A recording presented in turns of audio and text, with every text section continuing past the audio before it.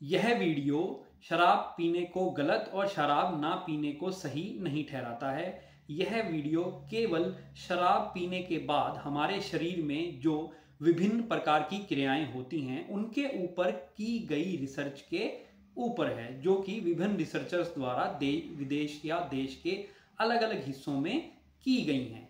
इस वीडियो में कही गई बातों को अपने ऊपर महसूस करने के लिए जो लोग नहीं पीते हैं वो शराब का सेवन ना करें। ये एक वैधानिक चेतावनी है, क्योंकि कई मजेदार बातें आपको इस वीडियो में देखने को मिलेंगी, जैसे कि शराब पीने के बाद सुबह सिर दर्द क्यों होता है, शराब पीने के बाद हम रिलैक्स क्यों महसूस करते हैं, जो ज़्यादा शराब पीते हैं वो शराब को छोड़ क्यों नहीं पाते हैं। ऐसे बहुत सारे बेसिक सवालों का जवाब हमारी इस वीडियो में आपको देखने के ऊपर मिल जाएगा। इस वीडियो में हम बात करेंगे हैशटैग एंग्जाइटी की। यस, ये हैशटैग हैंगओवर और एंग्जाइटी को मिलाकर बना है, और शराब पीने से हैंगओवर का एक लक्षण एंग्जाइटी हो सकता है। यह घटना इतनी आम है कि सोशल मीडिया पर इसका अपना हैशटैग एंग्जाइटी है, आप लोग इसे सर्च भी कर सकते हैं। शराब पीने के अगले दिन के अन्य लक्षणों में सिर दर्द, लाइट सेंसिटिविटी और फटीग यानी थकान के बीच एंग्जाइटी को कई बार इग्नोर कर दिया जाता है। लगभग कोई भी व्यक्ति जो शराब पीता है, शराब छोड़ने पर उसके ब्रेन में परिवर्तन का अनुभव करेगा। इंपीरियल कॉलेज लंदन में ब्रेन पर शराब के प्रभाव को स्टडी करने वाले वैज्ञानिक डेविड नट कहते हैं, थोड़ी मात्रा में पीने से भ्रम हो सकता है, लेकिन ज्यादा मात्रा में पीने के बाद एंग्जाइटी हो सकती है। ये पूरा विज्ञान शराब और उसके स्वास्थ्य का नया विज्ञान है। पेंसिल्वेनिया विश्वविद्यालय में एक साइकेट्रिक एडिक्शन ट्रीटमेंट सेंटर के चिकित्सा निर्देशक यानी डायरेक्टर एडविन किम कहते हैं, एंग्जाइटी जो कुछ लोगों में अत्यधिक एंग्जाइटी के बजाय चिड़चिड़ापन के रूप में प्रकट होती है, अन्य हैंगओवर लक्षणों के साथ हो सकती है, यानी बहुत सारे लक्षणों के साथ एंग्जाइटी हो सकती है, या अकेले एंग्जाइटी भी हो सकती है। यह उन लोगों में हो सकता है जो आमतौर पर चिंतित नहीं होते हैं, जो आमतौर पर किसी चीज को लेकर बहुत चिंता नहीं करते, और उन लोगों में भी हो सकता है जिनके पास औपचारिक एंग्जाइटी का सॉल्यूशन नहीं है, यानी कि जो लोग स्वाभाविक रूप से ज्यादा चिंता हमेशा करते रहते हैं। कॉम्प्लेक्स ब्रेन इंटरेक्शन यानी जो ब्रेन की अगर हम इंटरेक्शन को समझने का प्रयास करें, शराब पीने के बाद होने वाली एंग्जाइटी का पता लगाया जा सकता है कि क्यों कई लोग सबसे पहले शराब पीते हैं। जो उनकी सामाजिक एंग्जाइटी यानी सामाजिक रूप से उनको कोई चिंता है, और सबसे पहले वो शराब पीकर अपने आप को शांत करते हैं, ऐसा नट कहते हैं, जो हमारे अभी रिसर्चर जिनका पहले नाम आया था, जिन्होंने हैंगओवर के लिए जैव रासायनिक योगदानकर्ताओं यानी डिफरेंट तरीके के केमिकल्स जो इसमें कंट्रीब्यूट करते हैं उनकी समीक्षा की, और एक नया नॉन अल्कोहलिक बेवरेज ड्रिंक बनाया। अफसोस की बात यह है कि इस नॉन अल्कोहलिक ड्रिंक का नाम मैं आपको यहाँ नहीं बता सकता, क्योंकि वो मुझे भी पता नहीं चला है। विशेषज्ञों का कहना है कि शराब ब्रेन के संकेत देने वाले रसायन न्यूरोट्रांसमीटर से अगर मोटा माटी समझें तो ब्रेन में डिफरेंट तरीके की वायर्स होती हैं, और उन वायर्स में जो हमारे मैसेज कन्वे होते हैं वो न्यूरोट्रांसमीटर्स उन मैसेजेस को कन्वे करते हैं, जिसे गामा एमिनोब्यूटिक एसिड GBAB या गाबा भी कहा जाता है, हमें हस्तक्षेप करते हैं। यानी कि शराब ब्रेन के जो गाबा है इसमें हस्तक्षेप करती है, जो नींद, विश्राम और केंद्रीय तंत्रिका तंत्र को शांत करने में महत्वपूर्ण भूमिका निभाता है। गाबा हमारे ब्रेन में नींद, विश्राम और केंद्रीय तंत्र को शांत करने में भूमिका निभाता है, और शराब इसमें इंटरफेयर करती है। शराब ब्रेन में प्रोटीन से जुड़कर एक समान प्रभाव उत्पन्न कर सकती है, जिसके साथ गाबा आमतौर पर संपर्क करता है। येल स्कूल ऑफ मेडिसिन के प्रोफेसर और येल न्यू हेवन हॉस्पिटल के एडिक्शन रिकवरी क्लिनिक के निर्देशक स्टीफन होल्ट कहते हैं, यही कारण है कि लोग अधिक आराम और निसंकोच महसूस करते हैं, और जब वे पीते हैं तो उनके दिमाग में आने वाले विचार कम हो जाते हैं। यही कारण है कि शारीरिक समन्वय खराब हो जाता है या संतुलन बिगड़ जाता है।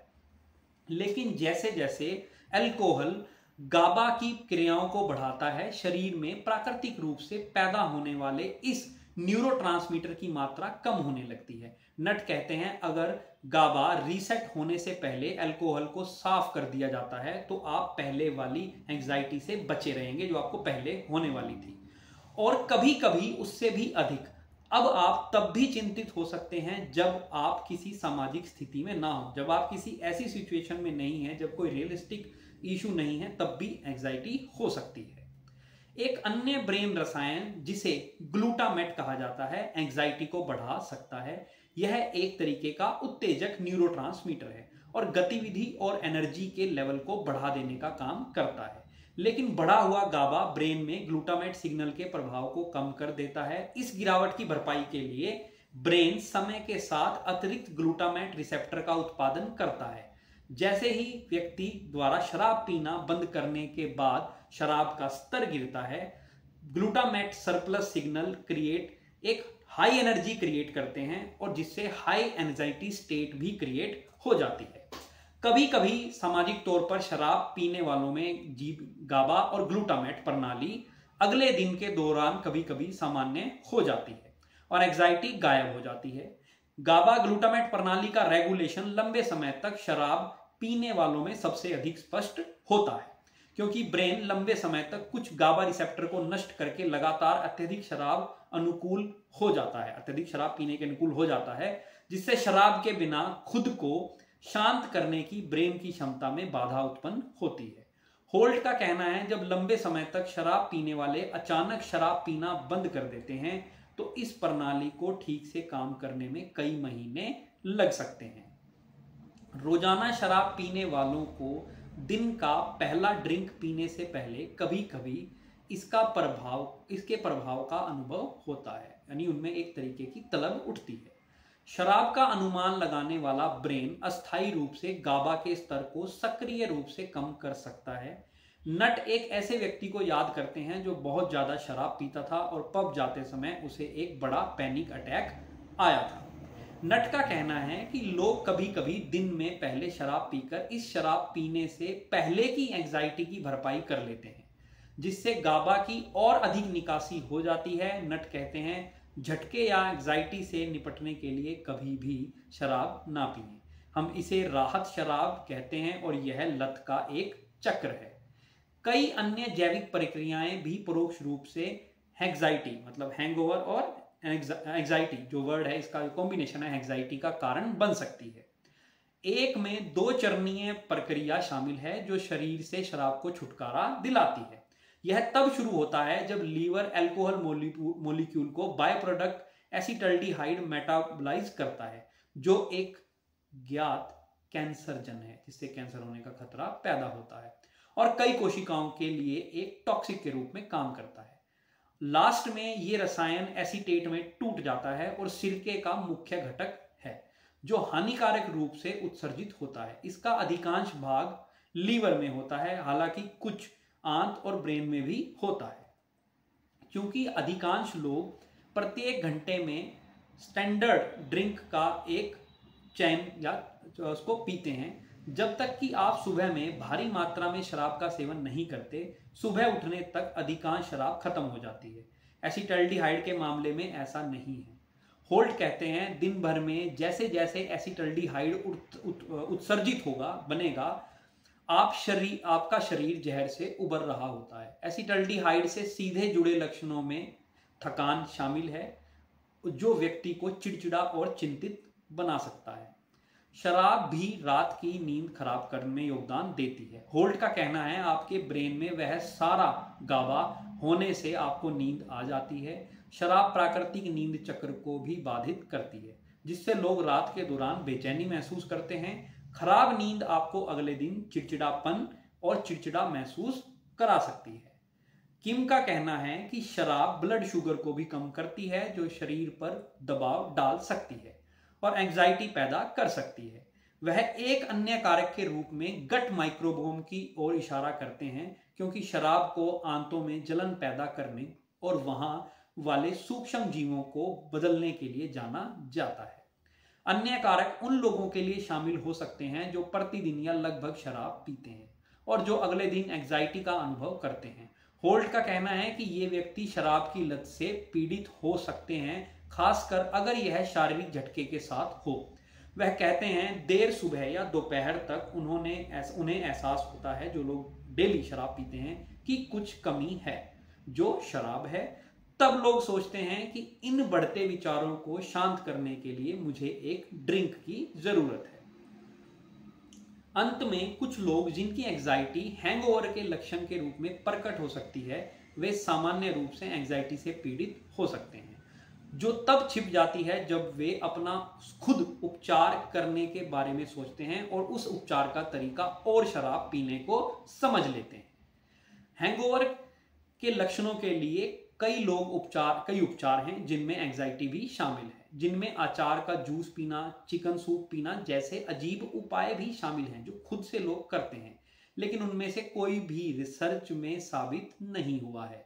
केवल एक शराब पीने के दौरान और बाद में पानी पीने से हल्का लाभ हो सकता है, क्योंकि यह आपके जो ब्लड का फ्लो है उसमें एसिटाल्डिहाइड की कंसंट्रेशन को कम कर देता है। तो आगे से पीने वाले लोगों को कभी अगर हैंगओवर होता है तो वो पानी पी करके इसको ठीक कर सकते हैं।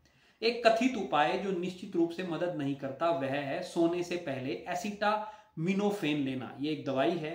लीवर में एंजाइम जो अल्कोहल को एसिटाल्डिहाइड में बदलने के लिए आंशिक रूप से जिम्मेदार होते हैं, एसिटामिनोफेन के रूप में भी शामिल होते हैं।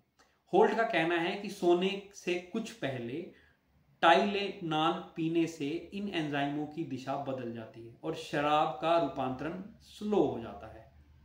बेशक शराब पीने के बाद की एंजाइटी को रोकने का सबसे अच्छा तरीका यह है कि पीने को गवर्नमेंट द्वारा जो एक डिसिप्लिन अमाउंट जो हेल्थ डॉक्टर सजेस्ट करते हैं उतने तक ही सीमित रखें, जो मेल्स के लिए एक दिन में 2 या उससे कम और फीमेल्स के लिए 1 ड्रिंक है।